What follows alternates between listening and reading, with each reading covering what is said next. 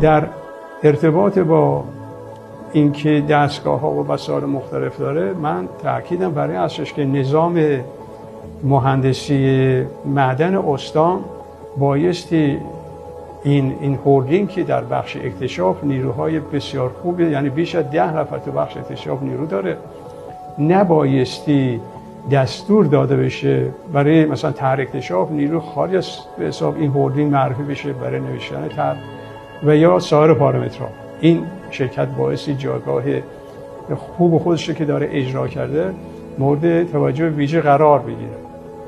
حالا پارامتر بسیار مهم اینه که اتم‌مثال ما موقع که بخش معدن اداره میکنیم ما زنجیره داریم، چند تا حلقه بسیار مهم هست. یه حلقه بسیار مهم مربوط میشه به اکتشاف، حلقه بعدی بعد از اکتشاف میرین توی استخراج، بعد از استخراج میرین تو بخش فراوری و بعدم وارد بخش صنعت داره میشین.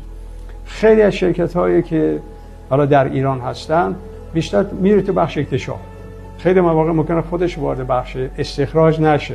حالا این مدیریت خیلی خوب آینده نگری آقای مهندس علی عابدی منجر به این شده که کل زنجیره رو داشته باشه و موفقیت‌های خیلی خوب انده شده بخش صنعت.